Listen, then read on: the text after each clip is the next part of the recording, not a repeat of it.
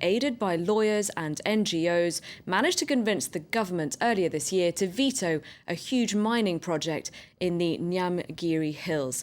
It took the Dongria Khond almost a decade of campaigning to protect their way of life and their sacred forests.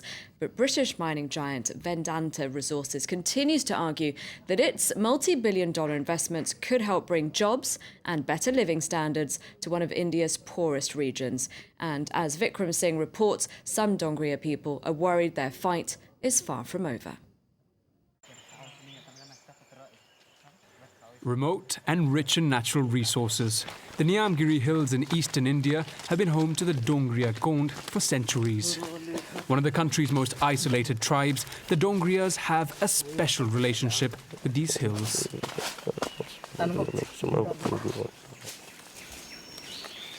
People think that these are just the Nyamgiri Hills or jungles.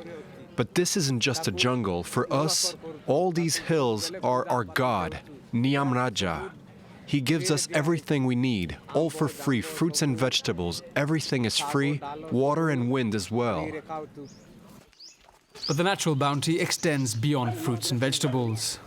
These hills are believed to hold nearly 1.5 billion euros worth of aluminium ore. The British mining company Vedanta has long wanted to extract that and built the 600 million euro refinery close to the Nyamgiri Hills. But the plant barely runs today. And it's because of the Dongria Khond, who earlier this year convinced India's central government that Vedanta's mines would destroy their natural and cultural heritage. A stunning victory for the tribe, but Vedanta says its investments are needed in one of India's poorest regions. Unless your primary industry is developed, you cannot bring development, overall socio-economic development. I'm giving you an example. 121 families we have shifted for setting up this plant, refinery. Today they are sitting in resettlement and rehabilitation colony. All the people are getting good salary. Now you go there and ask them whether they want to go back to this thing, whether even a single person you can get who says that I want to go to my back. We didn't have to look very far. Our interview was interrupted. It was a conversation Vedanta didn't want us to film. You took my land and I got nothing. Look how I'm dressed. While you're all making so much money, you ruined my life. I had 2 acres of land with trees, now I have nothing. The company insists cases like this are isolated, and the majority of people that sold land to it are indeed happy, having received schools, houses and jobs in return. However, even in its model village, most residents we spoke to were concerned about the future. We're afraid that because of this decision not to let them exploit Nyamgiri, Vedanta might leave this area altogether. You see, our former village has now been completely taken over by the factory. It's just concrete and metal. If the company leaves, then what will we become? Now that we've lost our land, there would be nothing left for us.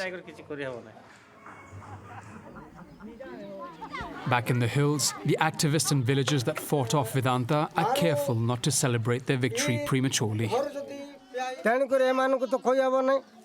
We have no idea what might happen. People here all believe that our government is unreliable and serves the interests of Vedanta. We're still afraid that our sacred land might be snatched away from us. That's why we often visit all our villages to keep people aware and united. We're on standby, ready to protest if anything happens. We can't afford to lose this battle. With elections a month away and India's growth rate slowing, there'll be pressure on the next government to exploit its mineral resources. The challenge will be to do that without harming tribes like the Dongria. And that's it for Focus. Time now to take a look at what's got people talking online in web news.